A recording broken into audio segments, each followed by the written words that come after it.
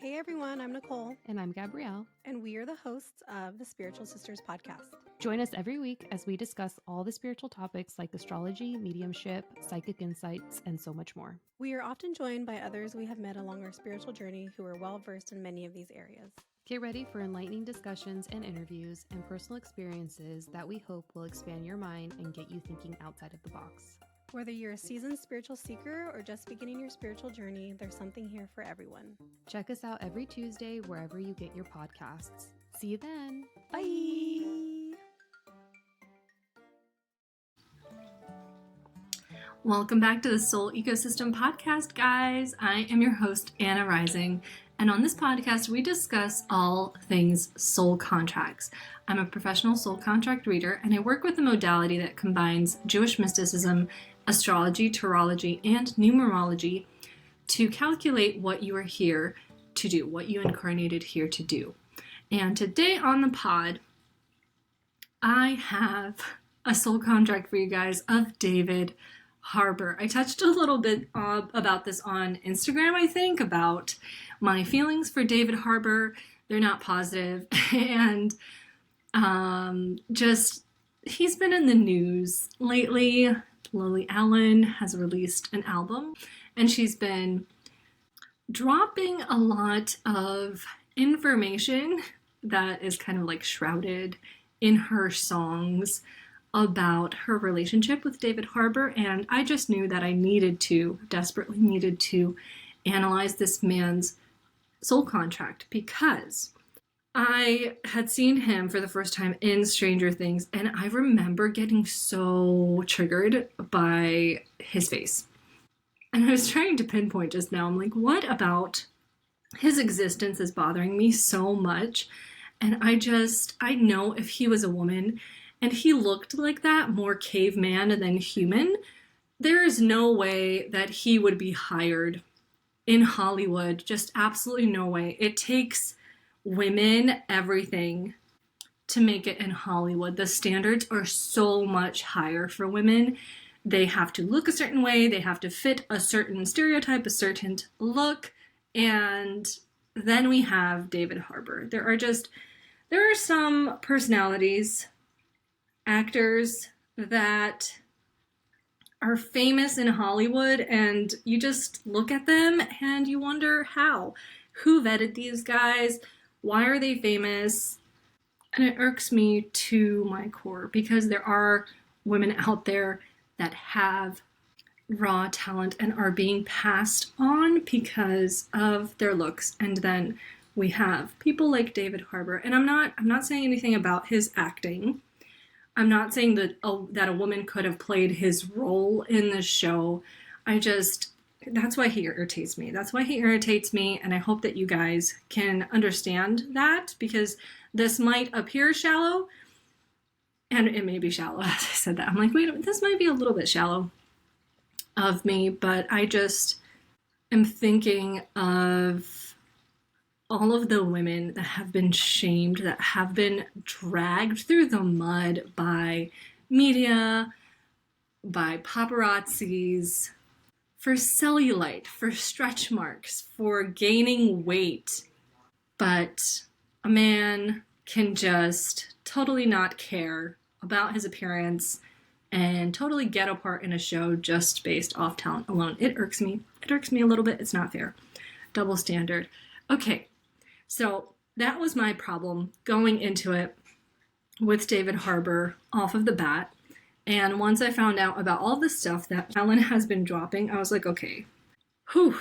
So let's give you guys a little bit of a background on Lily Allen and David Harbour and their relationship, their marriage, and then what's been happening since, because I want to see what is wrong with this man. Because Lily Allen is so wildly out of his league, it's insane.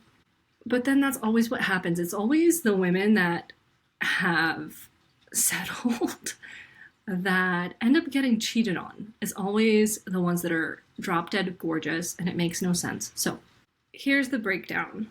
Lily Allen and David Harbour got married in 2020 after meeting on the dating app Raya. Rumors of trouble began to emerge after 2 or 3 years. This is before they had a formal separation. Fans were speculating that Alan unfollowing Harbour on Instagram in October 2023 meant that the couple was having issues, and they were speculating that the couple was living apart, that she was living in London and he was living in New York. Apparently, according to sources, the couple separated in early 2025, but the split was publicly confirmed in February 2025. After the split, David Harbour spoke on life changes after turning 50, referencing quote-unquote mistakes that he's made. So here are some of the issues that have been thrown around in this album, in their fan base. Apparently there was infidelity or an open marriage issue. So Lily Allen's new album suggests that the marriage involved an open arrangement and that David Harbour may have broken the rules. One of the tracks implied that Allen discovered her husband had been involved emotionally or physically with another woman. Lily has also revealed that her eating problems worsened amid the separation, and she came really close to a relapse. And there's actually a song on this album of hers that may be referencing the affair that Harbour had. It's called Madeline. And here's where it's going to get a little bit dicey. So with the song Madeline, media outlets interpret this track as Ellen singing about her partner cheating with someone, quote, they know, end quote. The lyrics identify a woman by the name of Madeline, who was a costume designer that Harbour knew, and that song gave a sense that the partner broke the rules of their arrangement. There's another song on that album called Pussy Palace, and this track reportedly describes Alan discovering an apartment setup that involved sex toys, hundreds of condoms, long hair, letters, suggesting that something secretive was going on. The song details a scenario where Alan goes to drop off her partner's clothes / medication and realizes that the space is being used in a way that wasn't meant for her. The song Dallas Major was analyzed as talking about feeling like she was in an open marriage that she hadn't agreed to or didn't fully want. So the song lyrics go, yes, I'm here for validation, and I probably should explain how my marriage has been open since my husband went astray. Next song, Sleepwalking, has lyrics that state, did you get someone pregnant, someone who isn't me? Did you take her to the clinic? Did you hold her hand? Is she having your babies? So this is interpreted as allegations or fears of hidden affairs by her partner. So while the album strongly implies infidelity or a secret partner on David Harbour's part, there has been no public confirmation from him that all of the allegations are true. He has denied certain reports as hysterical hyperbole. And because Lily Allen frames many of the songs as inspired by, rather than literal, we don't have definite proof of every claim. So as far as David Harbour's soul contract goes, he has a number that I generally really love to see. It's one of my favorite numbers to see, the number 10. 10 is the number of luck, essentially. It means that this person's very lucky, fortunate, born under a lucky star. And that is one of the main numbers in his soul contract. The other main number is the number 4. I've mentioned to you guys how I feel about the number 4. I'm really, really not iffy about it. Like, it could go either way. If it's operating from a good place, if the person is evolving, trying to be the best version of themselves that they can be, the 4 is a very powerful number. It denotes a person that has a lot of energy within them. They have a talent of managing people, making important decisions, and they often are presented with opportunities where they can become a leader in their field or achieve a very high position in society. The thing with number 4s is all of this power has a tendency of getting to people's head. So 4s have to be very, very careful with how they use their energy, with how they go about making choices, like what their intentions are throughout life, because there's a very big likelihood that they can abuse the power that they come into. In regards to number 4, I always say that they're a wild card because their range is so insane. Like, they could be either the best person you ever know or the worst person you ever know. And this doesn't apply to just celeb soul contracts that I've done.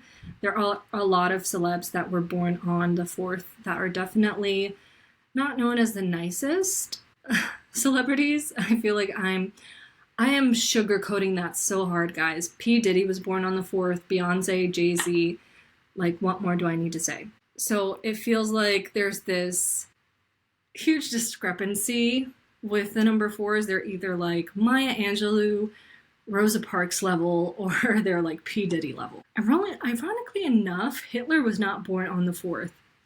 I definitely expected him to be on the 4th because I feel like people with the number 4, they get a lot of crap from me. They get a lot of crap from me. But I promise, guys, if you are trying to spiritually evolve, that's already saying that if you're a number 4, that you're operating from the higher perspective, the higher point of the energy of the number 4 instead of the shadow side of it. Wait a minute. Hitler was born in April. Why did I? Okay, so he wasn't born on the actual 4th day, but he was born in the 4th month, guys. So he does have the energy of the number 4. Okay. All right. So yeah. So when you are thinking about, hey, I know this person and they're either really, really good or they're really, really bad, there's a good chance that they have a 4 in their chart, that they were born on the 4th or born in April. And again, I'm really trying not to be biased here or hate on 4s because from their aligned space, they could be very, very beneficial to consciousness, to society. They can be saints. But if they kind of decide to take the shadowy road, the easier path, then there's some potential on their part to do a lot of harm because of the power that they wield, is what I'm saying. So it's no surprise that David Harbour has the number 4 in his soul contract. His previous life, my guess was going to be that his previous life is one of cheating or addiction. And it's interesting to me that cheating and addiction, that past life karmic debt, kind of comes hand in hand. It's almost like the cheating part is their addiction. They're addicted to always seeking something better, seeking something to make them feel good, like looking for that dopamine, that shot of dopamine that's going to lift their spirits, so to speak. But David Harbour did not have that karmic debt. So if the cheating allegations are true, this is something that he picked up in this lifetime all on his own. This is brand new karma that he is picking up right now, because the karmic debt he has from a past life is of unrealized potential. It is where he had a gift, he had certain knowledge, he had something to share with the collective, and he sat on it. He didn't share it. He didn't want to share it with others. He didn't want people to know about it. And that usually either stems from a place of greediness or from a place of not feeling like you have anything important to say, which is a debt that you need to pay, because everybody's experience is valid. Everybody's experience in this life should be shared. If you go through something traumatic, oh man, who was it that I recently stumbled upon? They were doing an interview. I think she was a news anchor. I don't know her name, but she was talking about how she had breast cancer and she recently had surgery. So she was wearing this either like shoulder strap or a cast or something. And a guy started talking next to her on the plane as she was headed home. And he started asking her about her arm, why she was wearing a brace, why she needed to have surgery, because she said, I'm wearing a brace because I had surgery. He's like, why did you have surgery? She's like, oh, because I have breast cancer. But don't get off this plane thinking that you just sat next to somebody that was like a breast cancer survivor or something like that. I don't know. And this guy said something very important. And she remembered it for the rest of her life, she said. He said something along the lines of that she doesn't have a right to rob people of her experience, because it's not just her experience. Sometimes people experience things, experience difficulties in order to share that with others, to share their pain with others, to share their lessons with others, so that it may help them. And by closing up on herself about it, by internalizing it and kind of just deciding this is just something I dealt with, this isn't a part of my story, she was taking away an opportunity for growth from others by not sharing her experience, not opening up to others, and using this as a point of evolvement for her and for them. Does that make any sense? So David Harbour has that kind of karmic debt. And this woman, who's a news anchor, whose name I do not know, but I know her story about breast cancer so well, she's not going to have this karmic debt. She's not going to carry that into her next incarnation, because she is not going to be embarrassed to tell her story. She's not going to be embarrassed to share her experience, because now she knows that that experience can help somebody else. Back to David Harbour. I like that I'm also kind of sprinkling in some messages of like inspiration and hope in addition to this guy's chart. But David Harbour has an approach to life called alienation. This is when a person subconsciously aspires to gain various kinds of knowledge, to discover themselves, to feel powerful enough to change their own lives and other people's lives. However, he's always kind of met with this block where there's some kind of conflict, where people misunderstand him or don't accept him. And he internalizes this and has a hard time finding his purpose in life. Signs this is playing out for him: fear of being honest, red flag. Feeling like the black sheep, that pops up often. Stashing away and hiding your dreams, the things you want to do, and your daily activities. And this is coming probably from a place of fearing that others are going to judge you. Dual life, so being very two-faced, living a double life. Having two paths and finding it difficult to only choose one.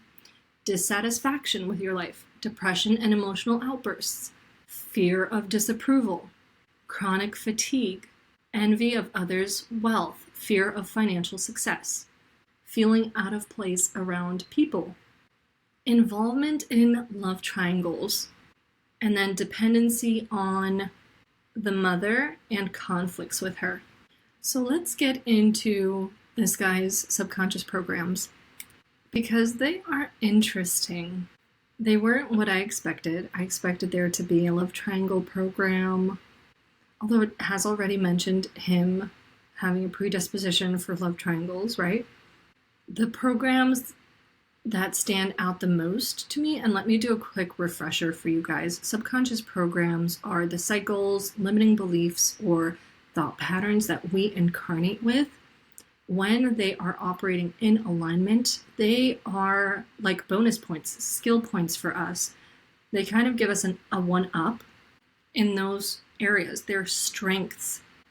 And the more aligned a person is, the more these strengths come out, and vice versa. The more misaligned this person is, the more program he has, the more devastation he is going to leave in his wake. The first program he has is the burnout program. This means that when he gets excited about something, when he gets really passionate about something, he can devote a lot of time and energy into it, like go non-stop for like 18 hours, devoting himself to this. And then he will dedicate and put so much effort, so much time into it that he'll burn himself out. And once he burns himself out, he will likely never touch the project again. You know how they say it's a marathon, not a sprint? This is sprint behavior. This is like a sprinting program. They think that they need to go really, really fast. They don't know how to manage their energy well, and they end up burning out and then not having enough energy to complete the project. So the next program he has is a program that Erica Kirk has, and it's a program I see a lot in politicians. When it's operating in alignment, this is a positive thing because it means the person has a lot of drive. They're very persistent in their beliefs, in their morals, and they're not easily influenced by others. They're not like a flame in the wind, easily able to be pushed in either or direction. They're usually very open to everything new and can easily accept changes that life presents. The opposite ends up happening if they are in misalignment. In fact, this program means that if they're in misalignment, they can be rather cold and tyrannical towards others. There may be this constant need to teach surrounding people about life and to force them or influence them to live in the same manner or with the same belief system that this person lives. And a person with this program operating from misalignment usually thinks that there is only one right way to live. The next program kind of explains his persona, the outward persona that he presents, because when it's operating from alignment, the hopelessness program is kind of like a person who is the life of the party. They know all the right words. They can really psych someone up. They go out of their way to kind of dote on others, take care of people, and they do it in a very selfless manner. If we're thinking of like a girl group, this is the mom of the girl group. This person is also really good at speaking. They may do wedding speeches very well or any sort of speeches because they're really good at inspiring. When misalignment kicks in, this person is not the social butterfly they usually are. They close themselves off from others. They don't take new information very well. And usually in people with this program, in childhood, they were often compared to someone else, to like either someone else's kid, like the neighborhood kid, or to their sibling. And it really created like a little bit of a complex for them. So much so that in their adult life, the inner voice that they have may continue to kind of do that comparison to the point where the person exhausts themselves with self-criticism, suffers from low self-esteem, and really puts themselves in this box of self-imposed restrictions that they can't get out of. Hence the hopelessness, feeling like it's hopeless, feeling like you can't do it, and like you just have to give up because there's no other way. Now, there is a program called a prison program. Sometimes it manifests literally. Other times it's more of a mental prison that the person can put themselves in. It's very similar to the hopelessness program if it's mental, because you essentially fall victim to your inner voice and the constant like anxiety and worry and self-criticism that happens within you. Now, in David Harbour's case, guess what? He has never served prison time, but yes, he has spoken publicly about being arrested once and spending a night in jail when he was younger. He's shared that in his early 20s, he went through a very turbulent emotional period tied to untreated bipolar disorder, heavy drinking, and self-destructive episodes. During one of these episodes, he got into a bar fight and was arrested. He spent a night in a holding cell, but there was no long-term jail sentence. And it did not result in a felony conviction. He also talked about being hospitalized for mania, eventually getting treatment and stabilizing with therapy and medication. So, in short, he was jailed, and because he has this prison program in his soul contract, I would be like especially careful not to get in trouble with the law.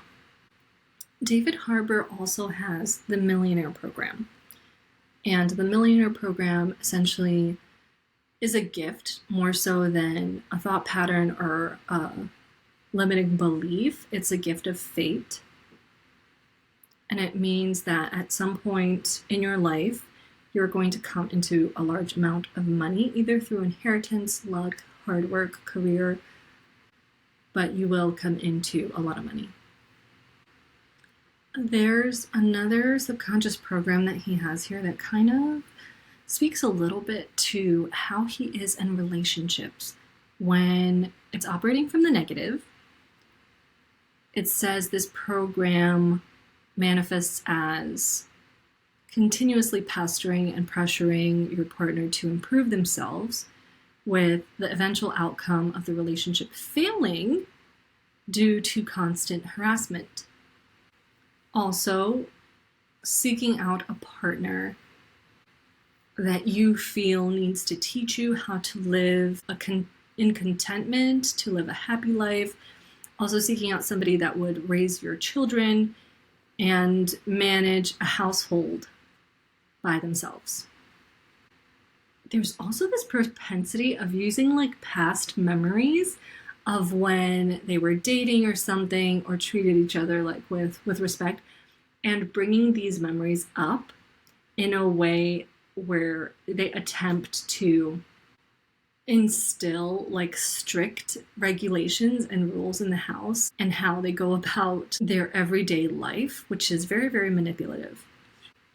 Then we have it manifesting at work when in misalignment by this constant comparison of your performance with that of other people, and your focus not being on unlocking your talent, unlocking your creativity and imagination, but rather on surpassing someone else. There's also this warning of a person with this program in misalignment collecting dirt on others and punishing them, so to speak, if they feel like that person scorned them or insulted them or offended them in some way. In regards to health, from a negative manifestation, he would have problems with memory retention, brain function, involuntary muscle movements, impaired vision. While in alignment, it would manifest as a clear mind and extensive knowledge. Think like a person that is a human encyclopedia. Flexibility and like hypermobility in joints. And yeah, I don't know if I should touch on the other positive sides of this program, like in alignment, because I don't think this person is operating from alignment. So there you have it. There is David Harbour for you. If he did make the choice to stray in his marriage, which why would you get married? If he did make the choice to stray in his marriage, that is brand new karma for him, and it's something that he's going to have to unpack in his next life. Overall, his strengths as a human is that he's typically very positive, he's sociable, he has a zest for life, and he's prone to playfulness, and he can easily adapt to changing circumstances, and he kind of like rolls with the punches of whatever life throws at him. And it actually says in his chart that one of the careers that he would succeed in is acting, something in the service industry, management. or in entertainment. He has this artistic flair about him and ability to persuade and kind of a lighthearted approach to life that would contribute to his success. However, my husband just made a joke. He just texted me, seems David is harboring some stranger things, karmically speaking anyway. His greatest weakness is that when he's developing negatively, he may have a reluctance to do a little hard work, get his hands dirty. He may have a struggle of being consistent and holding to a commitment or to a responsibility. Hint, hint. He may spend his days in idleness and laziness and often expects his partner to kind of take care of everything they're not taking care of on top of the partner's already day-to-day demands, and thus they can be very demanding.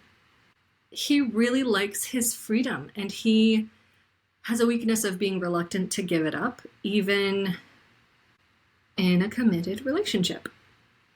Surprise, surprise. There's an added risk of developing a dependency or addiction to gambling, to any vices, really, any kind of entertainment or anything that gives you that hit of dopamine that we were talking about. Because it's like he's always trying to find the easy way out. When he's operating from misalignment, he's always trying to find the easy way out of something, the thing that makes him a quick buck, right? They can also, this is a big one. They can also be prone to living off of others and exploiting them. And they do that either through their persuasiveness and natural charm or just from manipulation. It's just manipulative. And when I say they, I mean David Harbour. It's the 4 and 10 that I'm talking about in his soul contract that is kind of highlighting these weaknesses. So this is in his soul contract, these weaknesses in character. So yeah, to sum it up, there's a lot of laziness and like manipulation, kind of wanting other people to do things for you, and really, really good persuasion and charm about him. It kind of feels slimy, it feels slimy, which is okay. I'm actually thinking of somebody I know that fits into this archetype where they want all of the things. They want all of the good things, the successful career, the big house, but they don't really want to put the work into it. Like they will just pawn it off to somebody else if they can and have somebody else do it for them. So yeah, it feels slimy. I don't like his energy. It feels slimy and lazy, kind of like a slug, really slow. So I guess I was right when I had like caveman vibes about him. I mean, it's not that it was necessarily his vibe, like his energetic vibe. It's just his brow is kind of like really protruding. So that's a little caveman look that he has. Let me know what vibes you get, especially if you are a fellow intuitive. I would love to hear what you guys have to say. That is all I have about David Harbour. So thank you guys so much for joining me. And I said this on the last podcast episode. I do have a promo code for 20% off for my podcast listeners available right now only on my Etsy store. The promo code is SPOOKY. It's 20% off any of my offerings. So if you've been dying to get a reading or a soul contract or a love and compatibility chart, you can do so by using the promo code SPOOKY to get 20% off. Thank you guys so much for listening. I will see you guys next Friday on Apple, YouTube, or Spotify. Have a wonderful weekend.